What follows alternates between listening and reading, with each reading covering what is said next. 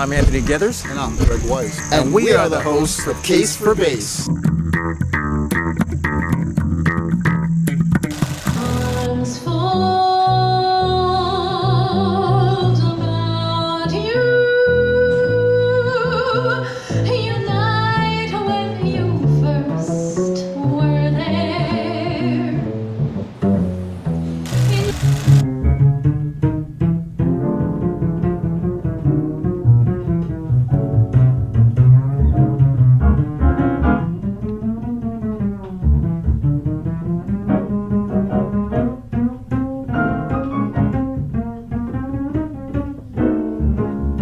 Saadi Zain, Pro Bass.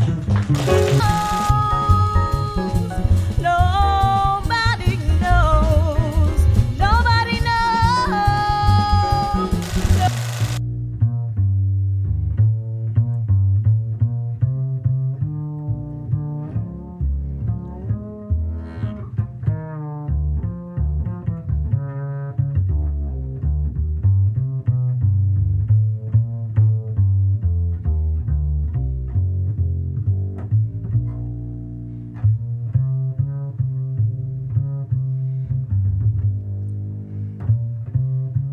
Today we have a very special guest who I met at the New York City Bass Brunch under the leadership of the bass leadership of Mike Paseglia.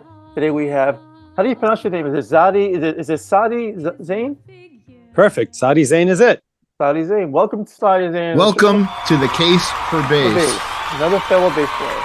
So Saadi, let's go straight to the point. What led you to the bass and why? What led me to the bass? Well, music led me to kind of, I started out as a violinist. Okay. And I was playing, I started quite late. I started around, I think I was 11. Okay. So, elementary school, and playing the violin. My mother played the violin. I didn't, I just was like, okay, what can I play that's around the house? Okay. Stringed instruments. So when I go to junior high school, I get thrown into the school orchestra. Okay. And I immediately start noticing the big basses in the back because of the sounds that they're making. I'm not really looking at them. My back is to them. And I'm hearing these sounds and I'm like, whoa, that's really cool. And then, I was fortunate to be in a school system that had a really good music program, and they had all kinds of bands, and they had a jazz band. I think they called it stage band at the time, that used to rehearse in the mornings before school. And I started to check them out. And at the time, I didn't even know what an electric bass was. I kind of saw a bunch of guitars. And then I started to make this connection, because the same cat who was playing like the principal double bass in the orchestra was playing this guitar thing, 4 strings. And I started to listen a little more closely. I'm like, oh, okay, that's a bass guitar, electric bass. And so I started to get interested in those kind of things. And it was a long path for me to get to the bass, because I first realized I liked lower instruments. So I went to the bassoon. I played the tuba, and then in I guess 9th grade, my teacher decided he was going to start. We had again a great music teacher, and this is one of the reasons why I think really education programs in the schools is very important for music, for the arts. But he was really generous with his time. He was like, I'm going to start a second jazz band for the kind of younger kids. Okay. And I said, hey, you think I could play the bass, the electric bass? And he was like, yeah, you play the bassoon, you can read bass clef, you play the violin, so you know how a string works. I think you'd be good at it. So I just, went to the music store with my parents' help, rented a bass, got a method book, and spent that whole winter break just kind of learning how to play bass. I could already read music, so I'm just kind of teaching myself how to play this instrument in this band where you're basically reading charts. Okay. And, that led me to the electric bass. Then people would see me play in the school bands at the assemblies. And then a couple of my friends came and said, hey man, we're starting a we're starting a rock band. Can you want to join our band? We need a bass player. So I started doing that. And then, then I went on to high school. And so now I'm playing in bands and I'm playing in jazz bands and all this kind of stuff. So, that's kind of what led me to that. And then when I got to college, it's kind of a longer story, but that led me to the double bass, the upright bass. Okay. Oh, so you didn't start off, so you went from big to small. So you went from small, then you went through all the transitions of all the different instruments, and then you finally ended up in the double bass when you went to college. That's right. Okay. Yeah. So explain the difference. And obviously, look, most people don't understand that, if I'm assuming correctly, that the violin is still in the F clef, right? It's That's still right. It's still an F clef instrument. So it gave you the upper hand to go from F clef, and you were reading music. So then for you, the transition into the upright bass, you're just kind of going from the smaller instrument to a larger one where you're standing up. Well, not exactly. Okay, first of all, the violin the violin is G clef, I believe, treble clef. Is it really? So So treble clef, okay. yeah, oh yeah, violin is a treble clef instrument. Okay. Most of the instruments you're going to play in elementary school, smaller school, they're going to be written and reading in treble clef. But it was the bassoon that gave me the bass clef. So I was reading that, in school bands and stuff like that. So I was able to read both clefs. Oh, wow. So then, the transition from violin to double bass, it sounds like, oh yeah, it's just bigger. But for one, let's be clear, I wasn't a very good violinist. Okay. I had a lot of issues with the bow grip and stuff like that, so some of those translated. I don't if your readers. I don't know how many upright basses, double basses. I played upright bass in high school, but yes. Yeah, so there's two different kinds of bows for the upright bass. There's a French and German grip, and French style is more consistent with the violin family, violin, viola, cello, and so that's what I started out on. Had a lot of bad habits, and when I switched to German bow, a lot of those habits went away. So playing the violin, it's a help. Look, that it's unquestionable that a string instrument, playing a string instrument will help across the boards. There's similarities in how you produce sound, your dexterity with the fretting hand and all that. So there were a lot of things that helped, of course. Okay, let's talk about your influences in your family, in your household. Where are you originally from? That's a complicated question. I'm a product of a biracial, bicultural marriage. So my mom is from Buffalo, New York, and my dad was from South India. Oh, wow. And I spent the first 12 years of my life kind of just in a very nomadic kind of lifestyle, going through, I was born in Salt Lake City. A year later, we're in Karachi in Pakistan. A few years later, we're in Germany for a couple of years. We're moving around a lot. So, where I grew up, when we finally settled into when I had a chance to actually play a musical instrument, that was the Washington, D.C. area, Montgomery County, Maryland, to be precise. And it had a good music program. But before then, I didn't really have an opportunity to play an instrument because that just wasn't available. Certainly in Karachi, in Germany, my mom took us for recorder lessons and stuff like that. So everyone, I think, at some point went through the recorder. Yes. Yeah. Absolutely went through the recorder. Yeah, I still have mine. And then they stuck me on trombone, where I literally had to learn bass clef reading until I actually had to start playing. I took guitar lessons, and then I had to start transposing from bass to treble, which was good. And actually, when I met Anthony and we were in high school together, we had an amazing professor, and when we were learning about composition and Professor Rubin, who was a bass player, stand-up bass player and composer.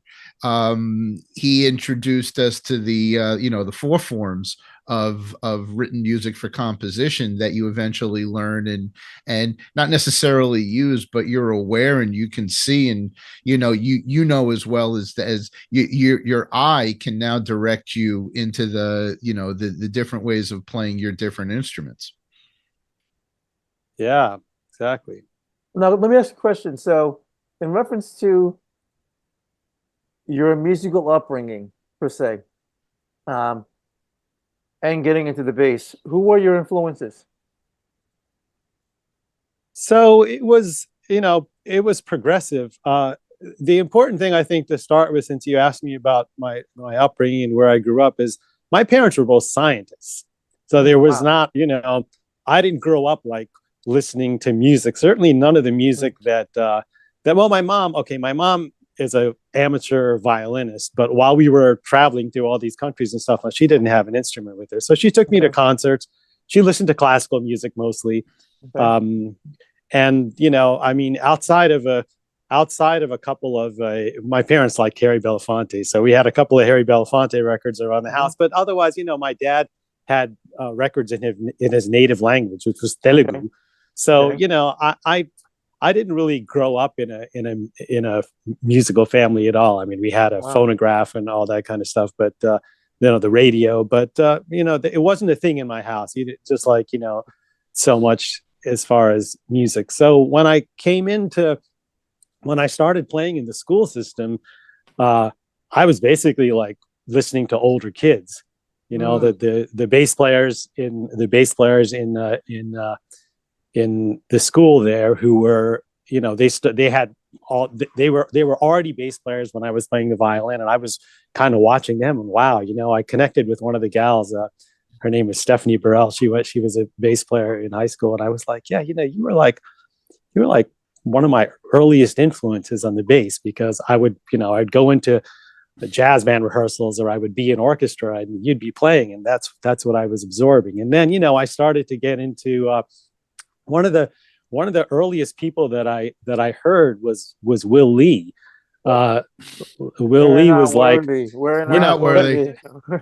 But I mean, because I'm playing in high school jazz bands, and they're playing like some Spyro Gyro charts, and there was this song called Shaker Song that we used to play, and I was like, that was like one of the tunes that I really liked. So I ended up buying a Spyro Gyro record, ended up buying a couple more, and then I'm looking at the credits, and it's like the Brecker brothers, Michael Brecker, all these studio guys are in there. I just, and I looked at the name, and it was like Will Lee. And it kind of struck out at me, because I was kind of, up to that point, like I'd been playing in rock bands also. So I was influenced by people like, Geddy Lee was one who I remembered, like, being like I was in this power trio and we're playing a lot of Rush. So there's Geddy Lee and there's Will Lee, and I'm like, what's up with this Lee guys? As bass players. But I mean, I was a Beatles guy, so Paul McCartney, Sting was a great influence as a bass player for me. That's kind of like the music that I grew up with. So I started with those kind of influences, and then looking at Will on the jazz side, and I didn't really know much else as far as jazz is concerned. And I mean, honestly, like at the core, like I play a lot of different kinds of music. I grew up around classical music, but I'm at the core a jazz player. Like if I look at most of my life and my experiences and my studies, that's where I'm coming from. And when I first, I didn't know. I brought up Will Lee because he was like the first kind of really jazz player that I was familiar with. I didn't know about Ray Brown. I didn't know about Ron Carter. I didn't know about Paul Chambers. Certainly not guys like Jimmy Blanton and Mingus and some of the people that would eventually come to influence me. But yeah, eventually as I got into college, I went to the University of Hartford Hart School of Music. It was a great program run by saxophonist Jackie McLean. Yes, I And actually know a guy who actually worked with him, Chocolate McLean. Yes, I do. Guy yeah, named what his name, but piano player, but great piano player, but Chocolate McLean. And he's very underrated. He's a very underrated player, and not as commercialized as other players in that sense. Yes. well, you're talking about Jackie J Mac. He was, he was a disciple of Charlie Parker. He was a Yes. disciple of Bird, and then he, Yep. he was. I mean, he was one of the originators of the music. He played with Miles. He had several records of his own, and brought a lot of influential people on the scene. I mean, there's he used to claim, and I think there's some truth to this, that he was responsible for bringing Tony Williams to New York, who eventually joined, Miles' second quintet. So right. So, and Jackie, he as an educator, he became a huge force at that university. He started this thing called the Artist Collective, also, Yes. which would, I heard about that. he in Hartford, him and his wife Dolly, they would bring kids after high school, to keep them off the streets and get them into the arts, get them playing instruments, get them into dance, whatever their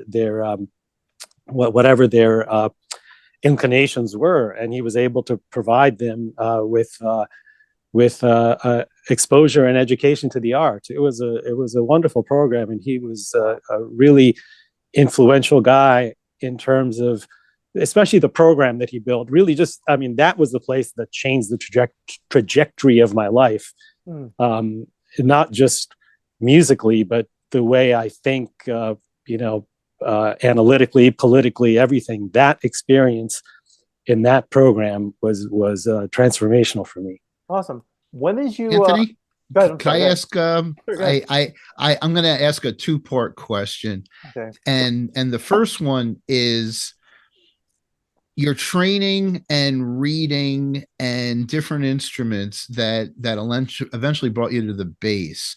When you started hearing these outside influences, was it easier for you to hear the impact of what these artists were doing? And when you talk about electric bass, one of the things that I've come across is different styles don't change the way you play as an individual, that you as a player, other styles can change, but your impact is universal because of the electric bass. And when you're done with that, please talk about that multi-string bass that I see too. It'll probably be on your right, that's hanging on the wall. I've been fascinated with that since the interview started. Okay, well, I'm trying to process what you're really asking me in the first part of the question. What I'm trying to go at is you mentioned different influences, but influences don't change the notes you play when you're in a situation. And what I'm really trying to ask is when you approach different styles, is it affecting, what you're playing, how you play?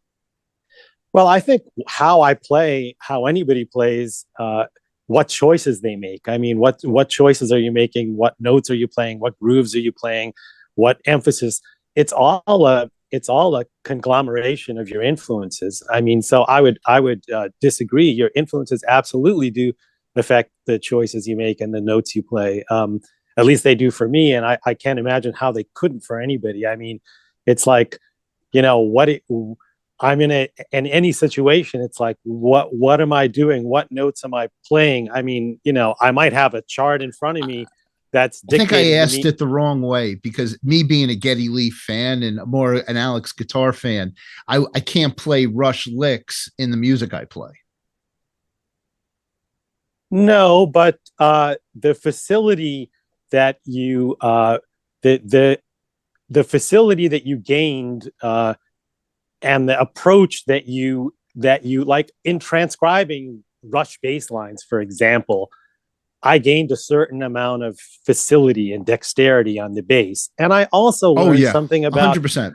about how well. What's the approach to this? I mean, it's like there's Excellent. there's a song going on that, if Ross Valerie, for example, from Journey, had been playing that song and he had been in the band instead of Geddy, would have been a completely different thing. Good sound. Right? Great example. I agree. Let's just say we happen to be on a G minor chord, right? And you know, it's going for 4 bars, whatever. For those 4 bars, what somebody like Geddy Lee chose to play versus somebody like Ross Valerie versus somebody like McCartney versus somebody like Sting, they all have their different approaches. So, you know, it's like, what do you want to do with this? The time you like, got, you know, with if you're thrown into a situation, depending on how much leeway or creativity you have in the situation, what are you going to do? What are you going to apply here? And it's like everything that you've listened to, everything that you've learned, it's going to affect the decision that you're making in terms of like, what note am I going to play? How long Yes. am I going to play it for? Yes. How busy is this bass line going to be? How sparse is this bass line going to be? yes, All that of was that the question I'm asking. Yeah, all of that is all of that comes in through your influences for most of us. You know, it's like it's absolutely a part of that. As far as the bass, boy, it's a 5-string bass. It's a Sandberg made in Germany. Actually, this is It's absolutely gorgeous.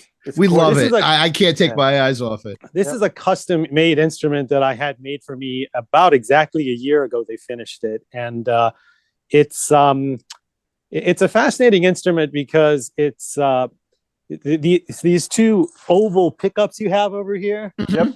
It's a Swiss Army knife bass. It's the kind of bass that I can just kind of grab and take on any gig. So you've got these 2 pickups that are humbuckers essentially. So, you know, they're like those big Music Man kind of humbuckers. And I like a 2 humbucker bass. I played a Music Man Sabre for a long time. It was really, really heavy, but boy, I love that bass. Still have it, but you know, it's just really heavy.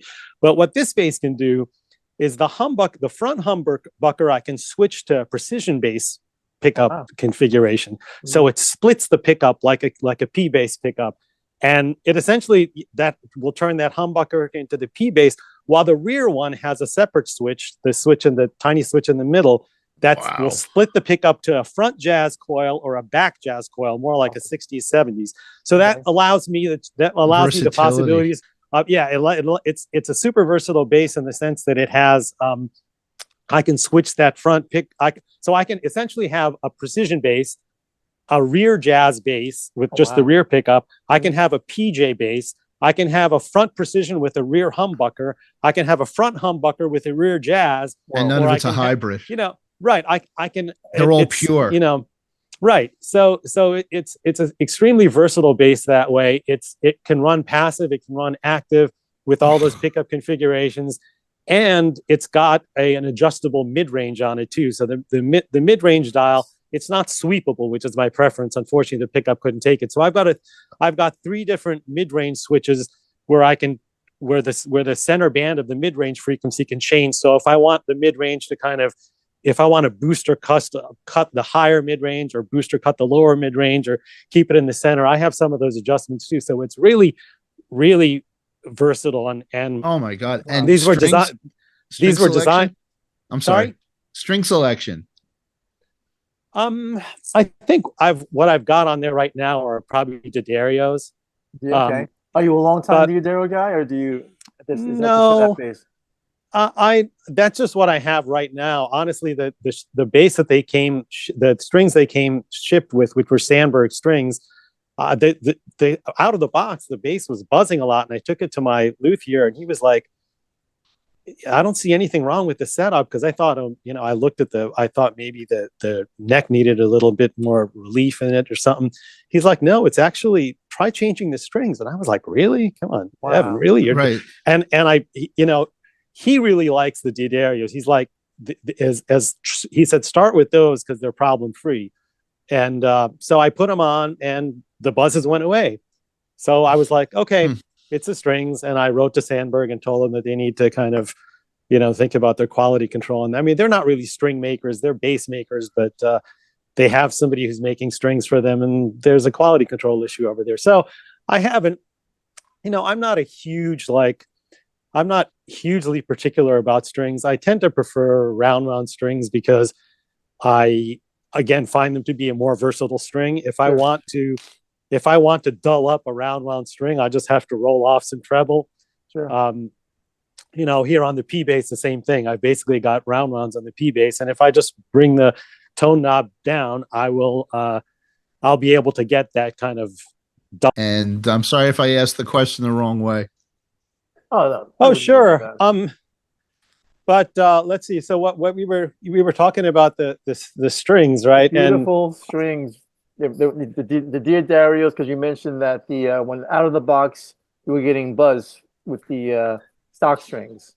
Yeah, you know, sometimes strings just kind of do funny things. I even had a situation like that with DRs where I was having some kind of weird intonation things kind of higher up on the neck past the 12th fret. And again, the repairman was like, you know, try changing the strings. I mean, the problem was mostly on the E and the B strings, but he was like, just change all the strings. So sometimes DRs, they do funny things.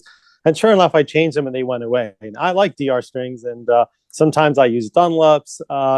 You know, I like GHS a lot. I used Boomers for years, but generally I use round strings. And, you know, like I was saying that, oh, it's easier to get like a duller flat wound kind of sound by dialing back highs on a string on a bass that has round wounds on it. That's not to say, you know, I mean, flat wounds, they're a different thing. I have a P bass with flat wounds. When I was playing, I subbed on the show Motown, you know, used nice. Flat wound strings on that. If somebody called me into the studio and said, oh, you know, we're looking for a Jamerson kind of thing, or we want you to play one of those Motown tunes, absolutely, I would use flat wound strings on a P if I could. But on the other hand, if I'm on a gig and, you know, I'm playing a lot of different kinds of things, and somebody all of a sudden is like, hey, you know, can we play, you know, what's going on or something like that. Mm-hmm. It's just easier for me to just take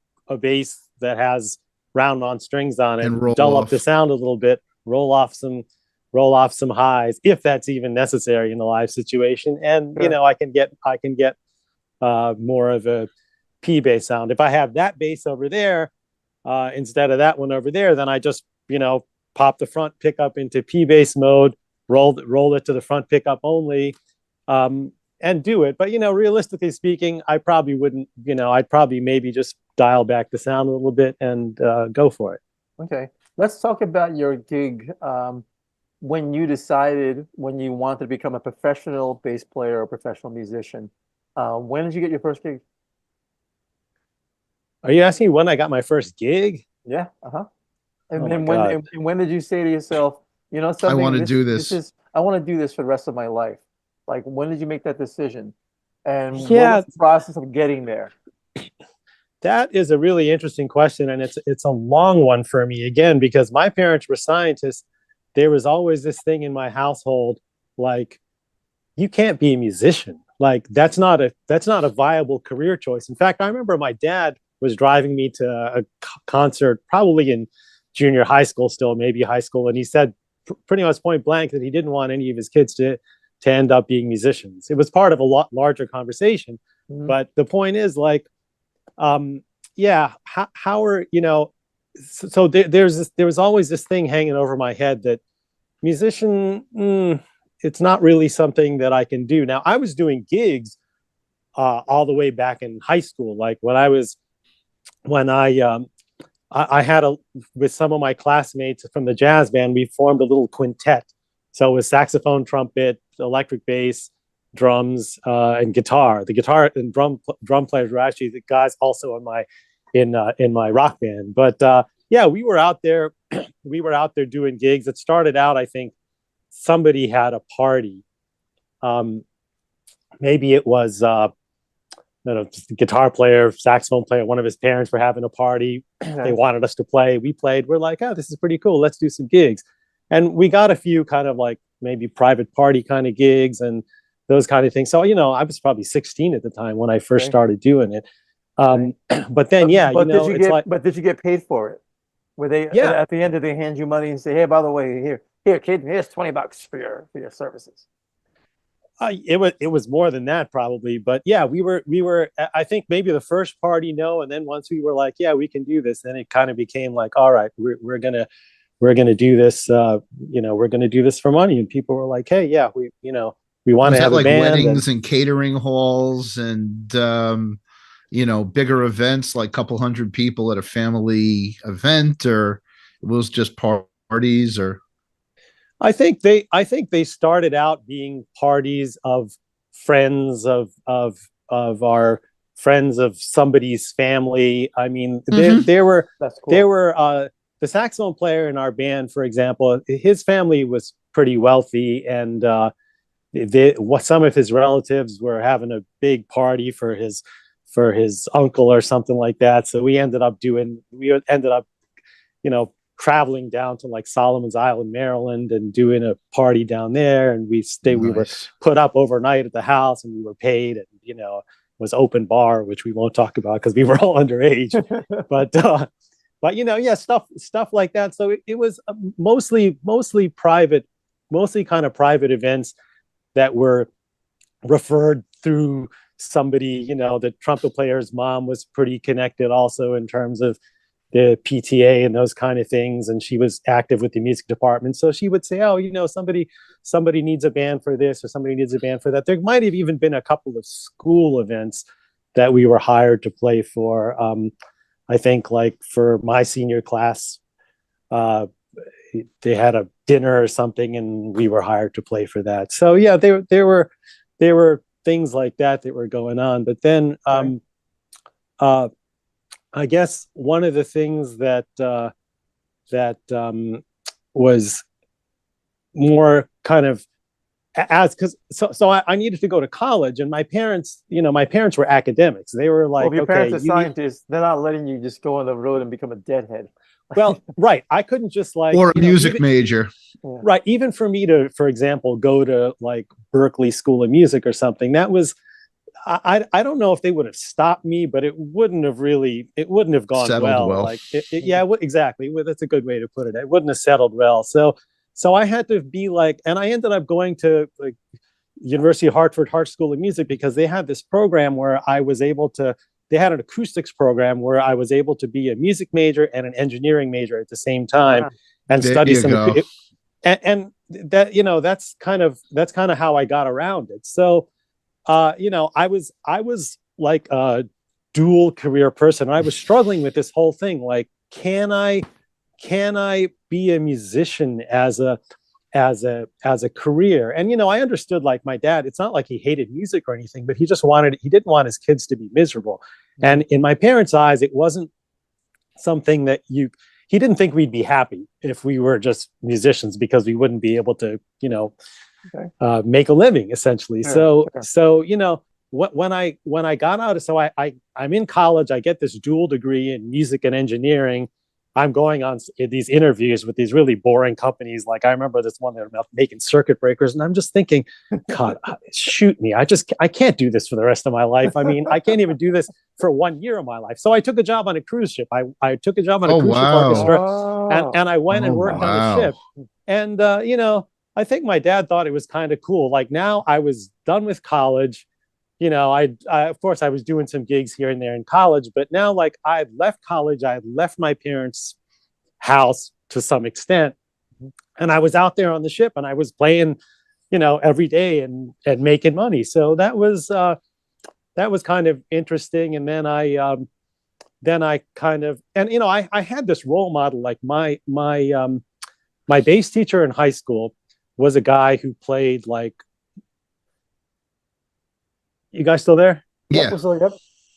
Yeah. I'm just realizing my battery is kind of getting low, and I'm thinking maybe I should connect the charge. He was playing pretty much all the shows that were coming into DC at the Kennedy Center and the National Theater. These are like touring Broadway shows, Evita, Cats, all those kind of things. He was the player for that, and he was my teacher. He taught me how to read music, which was a really, like, he taught me how to read pretty well. Like, I was learning to read in high school, but I wasn't so good. This guy, like, really taught me to read well, and we were working out of these Carol Kay books and stuff. So, and he was so this guy, Carol Kay mentioned again. He had kind of a normal life in the sense that he had a house, he had kids, he had a wife. some of that, of course, was the fact that his wife was a government worker too, so she was pulling in a decent salary.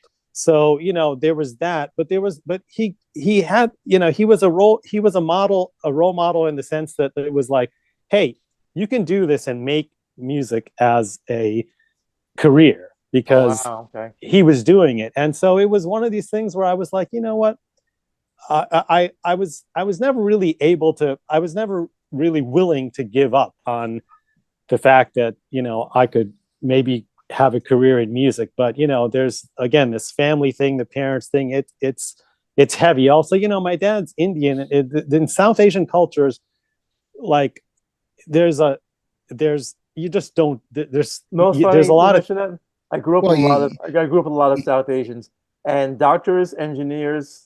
It's medical and engineering. Those are the two primary. Doctors and engineering are absolutely the two biggest ones. Engineering over lawyer, but lawyer is still viable. But like musician, it's like, I mean, I have a South Asian conductor friend. Number one, he's a very good conductor, but he's also, he does some pretty big things, operas, symphonies, and his mom is still like, she still gives him a lot of grief about there's the word. that he doesn't have like a real career. So I struggled with this for a long time, going back and forth. I got tired of the cruise ships. I went back to college. For a master's in acoustics. It was like a physics degree. Wow. I mean, it was like, and then I came to New York and I was thinking, okay, well, I could still maybe. So I came to New York and I was thinking, okay, I started working for an acoustical consulting firm after being here for about a year or so. And I was thinking, well, I could kind of have this dual career. I could work as a scientist part-time or a consultant and be a musician. And all the while realizing that I don't really want to do this. Now, the guy who really pulled this together for me was Ron Carter. I was, oh my God. I was mega heavy. Well, mega heavy. Yeah. Yes. I mean, look, I'm not trying to drop names here, but this is a guy who I studied with for a long time. Okay. I went to City College for my when I moved to New York a couple years later, and I was kind of like looking for ways to improve, to get better. And I was like, going to go to City College and study with Ron Carter. And I went there and he accepted me as a student. And now Ron is this guy who's, I mean, it's like he's a career musician, but he's a seriously professional career musician. He's somebody that my parents can look at and be like, oh yeah, this guy, he's like, he's got it together. It's not so much that he's established, but it's also the fact that he's also an academic, because he teaches at a university. Okay, but it's not that may be a small part of it, but the part about Ron is like how his attitude towards a music career. In other words, he's very, very serious about it. It's the way he dresses, the way he talks about it, the way he does business. Everything is really professional. Like, he doesn't go with any of this. Oh yeah, man. It's like, he doesn't hang out and socialize a whole bunch. He's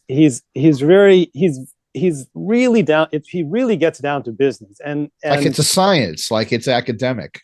Well, Ron will tell you himself. He talks about himself being a scientist. When he was with the Miles Band, like experimenting with the sounds, experimenting with the forms, with the harmony, with pushing the boundaries, everything like that. He talks about himself as he says, "Oh, we were just scientists in lab coats." So anyway, that really resonated with me, scientist parents, of like, hey, you know what? I can absolutely do this, because it's not about, a lot of people think about musicians as, they're partying all the time, they're doing drugs. It's a really rough lifestyle. And, it's the stereotypical rock star stigma. Exactly. Right. So Ron really breaks all those barriers. He's just so professional the way that he deals with things. And that was what really locked me in. So while I was studying with Ron at City College was really when I was like, okay, I'm not going to spend my time and energy doing this other stuff anymore. And I got myself out of acoustical consulting firm, and I got myself out of these other things that I was doing, and I just started to focus on music. And you know, even lateral things in music, like studying composition, studying conducting, orchestration, those kind of things, it's all going to help me be a better bass player. Yes. And you know, when you're improvising, you're composing, when you're playing a bass, you're orchestrating, you know, it's like, when does the bass, you know, it's like you're doing all these kind of things. Plus, I would much rather be doing those kind of things for me rather than be doing the science circuit consulting breakers stuff. Sure. Right. Well, you know, circuit breakers, or even like, you know, the kind of acoustic stuff you're doing is like, okay, somebody's you know, I was going out and taking sound level measurements of people's apartments, sometimes abandoned, or sometimes, I mean, to try to measure like how much noise the subway train that was going by was making, or, you know, the restaurant downstairs is maybe, you know, too loud, or their music's too loud, and the people up are complaining, and they would hire the acoustical consultants to say, oh, you know, first of all, what's the sound level in there? Is it acceptable according to code, or is it not? And then if it's not, then, you know, then the restaurant might be like, okay, well, they have to create some sound isolation now on their ceilings so that there's not transmission to the upper apartments. Those kind of things, they're mildly interesting to me, but compared to music, it was kind of, you know, I don't want to say boring, but it just didn't hold up for me. It sounds like a control where you were professionally monitoring, you know, out of control tones, but with the music, you were able to generate your own energy. Yeah, I was able to be creative. It's a completely different thing, you know. It's like just kind of dealing with noise codes and noise complaints and stuff. And, you know, every once in a while, the firm would get a gig that, you know, where they would help design a concert hall or a recording studio or something like that, which, you know, I may or may not be involved in, but, you know, and then there were like senior people that were kind of doing that. And I was like, okay, so if I hang out and really put all my energy and climb this ladder, at the end of the day, maybe I help somebody build a concert hall or recording studio, but that's not really what I want to do. I want to play in the concert hall or recording studio.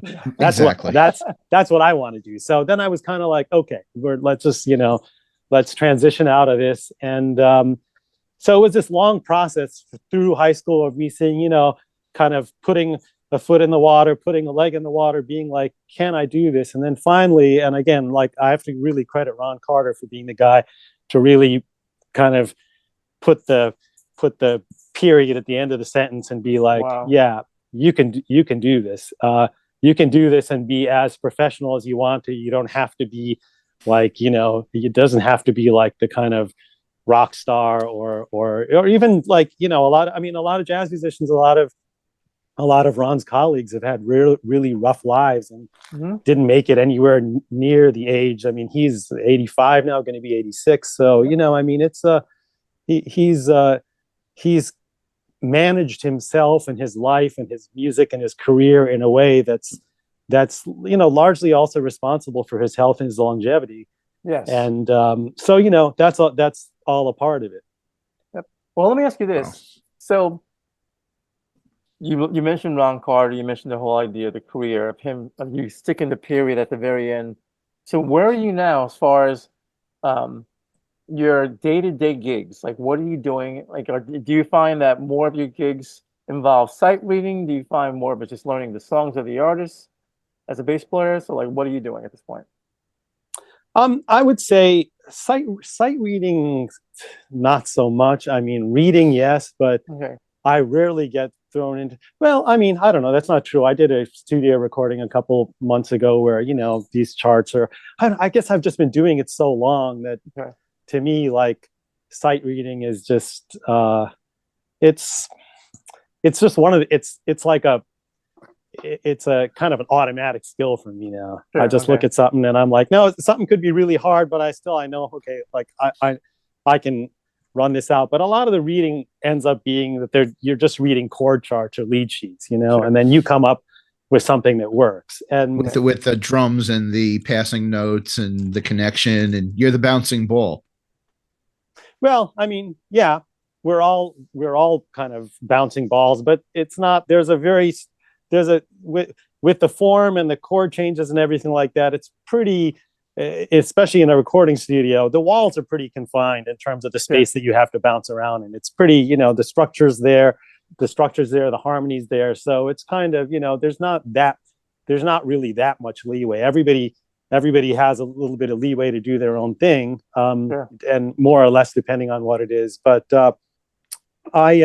you know, when I'm playing jazz, it can be wide open. I'm really all over the place as far as what I do. You know, I could be playing with somebody like Antoine Roney, Wallace Roney's brother, and Antoine is like a super creative guy. We'll just get in there, we'll have songs, but the songs are really like the confines of the forms and the harmonies. It's really wide open. Like we can go anywhere. We have a CD out that was a live CD of this concert we did in Central Park during the pandemic, and just the scope of freedom. I mean, it's confined freedom, but it's like I say, the walls are really, really large in terms of where you can go. And Antoine he's very adventurous with where he's going to go, versus, you know, certain other jobs you end up, other artists you end up working with things are much more confined. So there's you know, a lot of the gigs I do are just jazz gigs. Like you get together. I'm playing tonight with a pianist over at Arturo's, and I have no idea what we're going to play. We just call tunes and we play them, you know. I work with the, you know, jazz artists, and it's just like, okay, we all know some tunes. We'll call some tunes. We'll find some music, and we just kind of, you know, go on a trip. They used to call that a fake book. They used to call that the fake book, where you'd have like 900 songs and they would all be charted out. And, you know, whatever gig you went to, there was at least, you know, 2/3 of the songs were, you know, at least basic arrangements were charted out. Yeah, they're not really, I mean, charted out. What a fake book is it just waters everything down to the melody and the chord changes above it. Yeah, and then you put it in. You have to create an arrangement out of it. You have to create music out of this thing. And so essentially that was called kind of faking tunes, because you didn't really like learn the song or learn an arrangement or something. You just kind of got the tune and did it. But I mean, this is what jazz players have been doing forever. They just kind of took a tune and they did something creative with it and made an arrangement out of it. I mean, you look at all those, you know, you look at a lot of the jazz standards that we have, from George Gershwin and Cole Porter and all those things. They were taken by somebody like Miles, who pulled it out, and then, you know, Miles is the one who really turned it into a jazz standard, or you know, Sonny Rollins or somebody like that, who would take these songs and reimagine them. Exactly. So the harmonies are different now, and you know, if you go back to the way that those early songs are written, a lot of times it's like you look at the harmonies of those, it's like, wow, really, it doesn't sound very hip or cool or anything, because it's kind of, you know, it really had to go through the filter of one of these guys, one of these jazz artists taking the tune, and then everybody's like, oh yeah, that's a great tune. But it's a great tune, but it came through some filters. That's the whole faking thing. And then, you know, I also do a lot of theater, like Broadway show kind of things. I'm going to ask you about that. The theater versus studio sessions. Which one do you prefer and why? And pretty much give me the variation of that, because obviously, look, like we're coming from a rock background between us. But now with this CASE-4-BASS, we're interviewing all these people who are playing in the theater, you know, so that's a new perspective for us. So yes, I love hearing that variation between theater versus studio and the pit. So explain. Well, I mean, look, it's interesting, because being in a pit being in a pit is like a lot of different things, especially right now, you know. It can be like, I mean, it is a live performance. At the end of the day, you're not going to stop and be like, oh, can we redo this? And can we punch this in and all that kind of stuff? The way that I like to work in the studio is kind of exactly that. Take 1 or 2 complete passes and be done with it. If somebody asks me to do a track for them, I don't sit here and, punch this little thing in and be like, oh, I didn't like these few measures, so let me re-record it. I make 1, 2, maybe 3 passes at the thing. I pick the best one and I send it in. I think it's way more organic that way. That's a part of studio work that I really, it's a part of studio work that I really don't like. And if we want to get philosophical, I think it's done a lot of damage to music is when we've gotten so mechanical that we're taking all these little parameters and we're adjusting them. We're like, oh, let's change the pitch here. Let's line these things up so the hits are right. And music was never meant to be that way. It's a human. It's maybe one of the greatest things that human beings ever invented. And so why are we effing it up and why are we making it so mechanical? It drives me nuts. Yeah. I worked with David Kowalski and Danny Bennett, the Tony Bennett's sons. And I did some recordings at that studio over in New Jersey. Yep. So it was a cool little, was it at a Hillside or was it out of Bennett? Say that again? Was it at a Hillside recording, which was in Danny's house at one point in time? And then it was the little place next to the train station, the Bennett Studios. Yep. Yeah, Bennett Studios. But that's more. I mean, I'm really talking about the process because engineers mostly they feel kind of obligated to do that. It's like everybody, the studios kind of become this thing to try to get something as perfect as possible, and I just think that's the wrong approach. So technology changed that. Technology once you had the whole digital world kick in where everything is binary, so you no longer have the analog ADSR code, the attack, delay, sustain, release. Everything is zeros and ones now. So you can literally follow a waveform and say, well, let's punch it in right here and we'll punch in this part and we'll make it work. But that takes away from the human element. That kind of destroys absolutely and really kills absolutely. And this is why I think a lot of recordings and music we listen to is pretty uninspiring, because we've taken that human element out of it. And so now let's go back to Broadway. Broadway is not like that. Broadway is Broadway and can be somewhere between a live performance and a studio performance. But if it is a studio performance, you're playing the whole thing front to back. You're taking one complete pass at it, and there's not, you're not stepping it, you're not pausing, you're not punching out. So the energy's there. Even if you have, and there's different kind of pits. You have the big kind of pits. I was fortunate enough to play at Lincoln Center's Camelot as a sub, which was like an orchestra gig. I mean, the whole orchestra is there.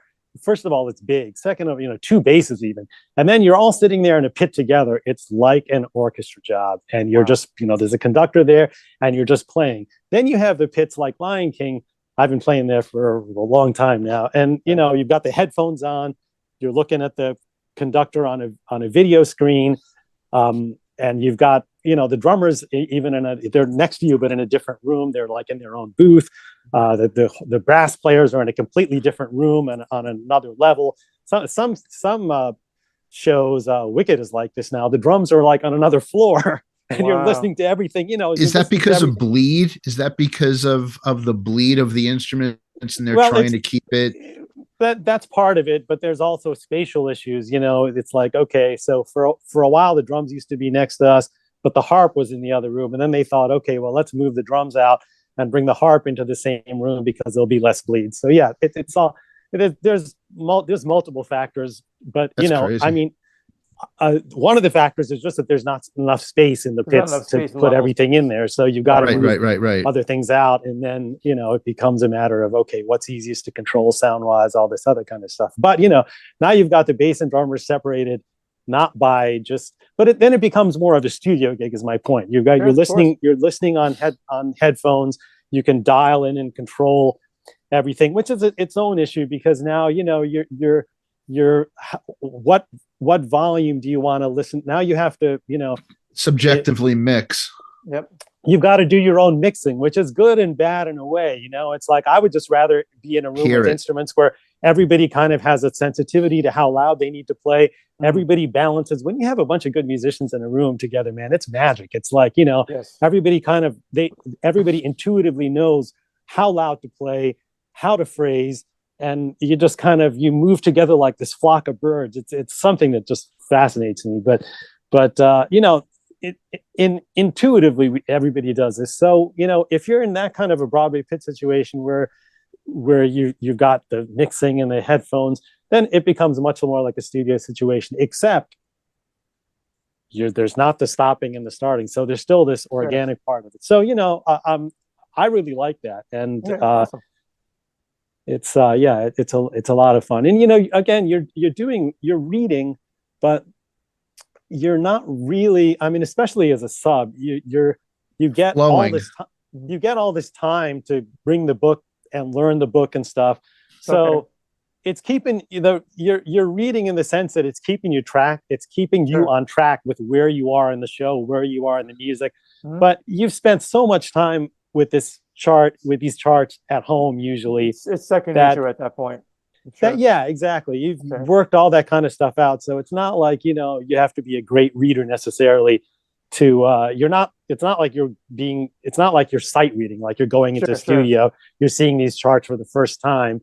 And then it's like, even if you're a chair holder and you only have a few days of rehearsal before the show starts, you've still got those few days of rehearsals. And then you've got all these previews and everything. So you get a lot of time to really go through with it. But it's a fascinating experience. And right now, the great thing about Broadway is there's some really great players in there. So you've got the extra, it's this extra onus, especially as a Broadway sub, which is primarily primarily what I've done on Broadway anyway, is go in and have to fill really big shoes. Oh, wow. Tom Barney's at Lion King. Oh, wow. I got to go in there and play good enough that they don't miss Tom Barney too much. And Tom Barney, there's Conrad Adderley at Wicked, Pete Donovan is a big show player. Melissa Slocum was a Phantom for a long time.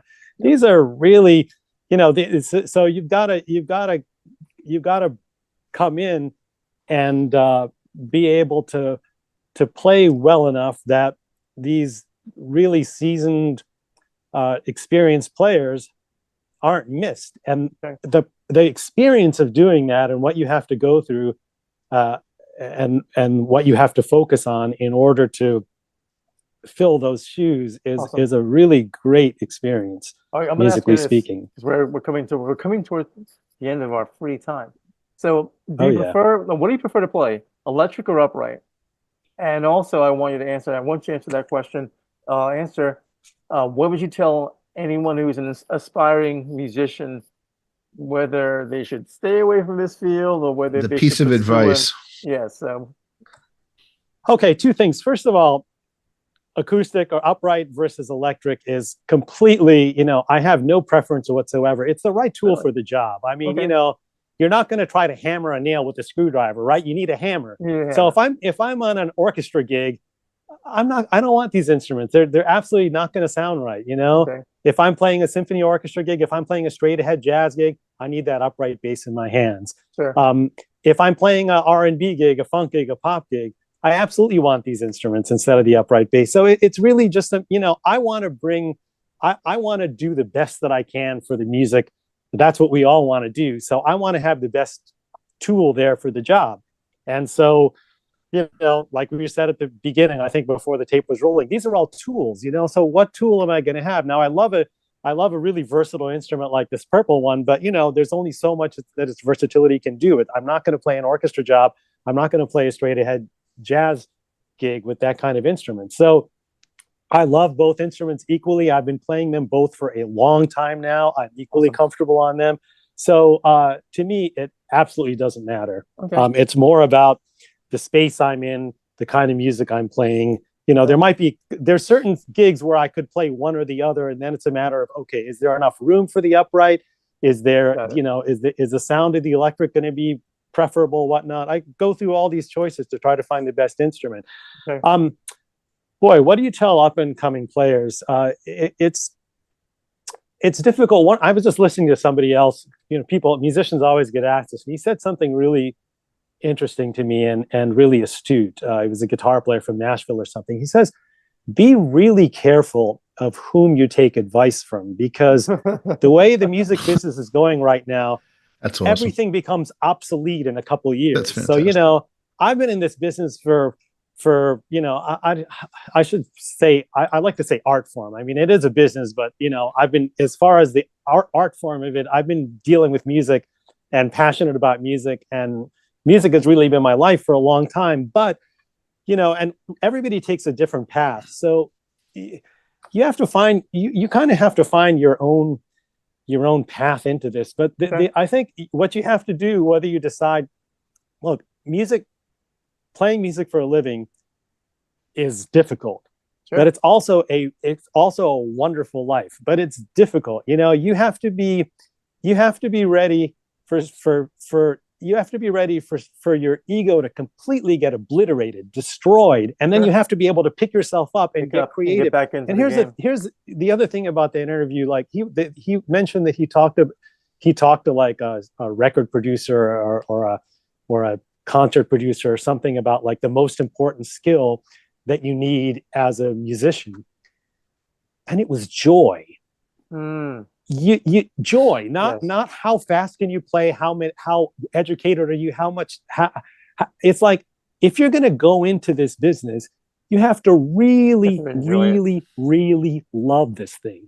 So much to the point where, you know, you're going to have these days where this thing that you love so much, that you've worked so hard at doing, somebody's going to say, you know what, nah, I don't really like this. You know, can you come up with something else? And you have to take that, you know, you have to take that comment, which, you know, is personal. You could make you angry. It could make you depressed. It could make you, you know, upset. And you have to completely take that, put it in a box, find something else, something new, own it, and come back out again. You're constantly like have to do this phoenix-like rising, because, you know, it might be people aren't calling you for gigs. It might be that they called somebody else who you don't think is as good. So there's so many things that are going to happen that you have to deal with this real emotional roller coaster. And the balance of it is the music. Do you love it enough? Does it bring you enough joy that on top of all this stuff that goes on, all the politics and all the just subjectivity, even, it doesn't, you know, there's so many things that are going to be involved that are going to take you on this. They're going to smack you down, that are going to do this. Can you still find joy in it? First cat of the show. First cat of the show. This is Penny Lane. Hey, Penny Lane. She's 9 weeks old. How cute. And her brother's running around somewhere, but this is her first debut on the Case for Bass. And wow, beautiful little cat. Hungry. Wow. Oh my God. Oh, the coolest part is she has this tail of another color. Oh wow, look at that. It's And like part cat, part like boa constrictor. Yeah, I like how she disappears too. Yeah, it's our virtual background technology here. Let's do all right, guys. Let's wrap this up. Yes, I got to get going here. So just to continue what I was saying, you know, if you have enough, if music brings you enough joy that it'll balance out those difficult things that almost certainly being in this career is going to bring you, then, you know, yeah, because, you know, I mean, music's difficult, but a lot of careers are difficult. You know, you just have to kind of, I mean, when people ask me, oh, geez, well, why did you choose music, or how did you choose music? I'm like, I didn't really choose it. It really chose me. I mean, it was the point where I felt like, look, I got to give this a try. You know, I got to give this a try. If it doesn't work out, I'll have a B plan. You know, you know, I can go into the sciences. I can, you know, you can, if you have a good head on your shoulders, you can find things to do. You know, you can find things to do. You can find a way to work it out. So, you know, but you really have to, I think, if you want to get into this, do an assessment, an emotional assessment, and an assessment of, you know, what you're going to get into, and is it something that you're going to be able to tolerate? You know, the uncertainty of not having a steady paycheck, because there's few and far between steady paychecks in this business. So it's going to be, you know, feast and famine, then feast and famine, then feast and famine. And, sometimes the feasts are few and far between, and it's like, famine, then a couple of gigs, then famine. So, you have to be able to deal with that. In my case, I don't have kids. I never wanted any, but that's a whole nother story. But if it's like, you have to think about those kind of things. That being said, there's a lot of musicians who do have kids, so just it also mentioned the idea of building relationships, because you mentioned that Ron Carter was a mentor, at some point, and the idea of treating it with a professional attitude. Relationships is the key. I mean, it's the key to most anything that you do. But when you're a freelancer and you're out there building relationships, is really what you're doing is you're building a network, and that network is what sustains you. And here's another thing I will say about music school. Music school. When I went to music school, I was very, very focused on learning. But music schools, certain ones, I've learned this now being in New York, the networks that they provide you can be really, really important. So, there's schools here who have great networks like Juilliard Jazz, like Berklee School of Music. There's other schools that, you could learn great. Like I went to City College. I got to study with some of the great teachers, including Ron Carter, but the network compared to those other schools is almost non-existent. Oh, wow. And so, it's like, then the same thing happens kind of everywhere. People go to Harvard or Yale and stuff. It's not so much about what they're going to learn there, the network. And music now, at least now, is working the same way, because it's not like maybe 30, 40 years ago, you go into a town, kind of everybody knows everybody else. Now there's so many music schools coming in that are pumping out musicians every semester, and a good chunk of those people, they're going to New York, they're going to LA, they're going to Nashville or wherever, or they're even starting their own businesses at home. And these are, you've got to compete with all that, and your network is really important. So, if you go to a place like Juilliard, if you can afford to go there and you get accepted there, what you get there is a pretty healthy network. Wow. I can tell you that I was accepted at University of Hartford for a business degree, ended up going to Ithaca College, which is a music school. And if you were classical, they had, you didn't see music majors. They were in their own little universe enclave, and if you were lucky enough to be a performance major, you were in a further isolated part of the college, and you were either an educational or teaching. They were there, but I went to I like to say I did business at a music school, and I took a couple classes there, in jazz, and it motivated me to be more into music than into business, but ended up going into business for my father and my family. And that's a whole contorted other podcast episode. But, we want to thank you for coming on and really dealing with all the really driving it home. We've had a lot of common themes from bass players, and a lot of times bass players can't talk to other people who aren't like interested, experienced, and have been down the path you've gone on, and it makes sense. And one of the reasons we started this is Anthony and I would talk on the phone for hours. And we would talk about bass issues.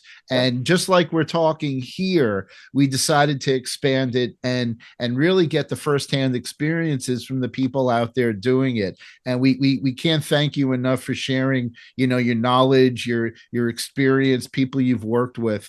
And it means a lot to us for you coming out and taking your time and being here with us. And working past all the technical stuff that we had to deal with. Yeah, no, that's first. Thanks for having me, guys. It's been a pleasure talking to you. I love talking about this kind of stuff. So, let's do it again sometime. Yes, Absolutely. Expect another call. Yeah. We appreciate everything, and we love your purple bass.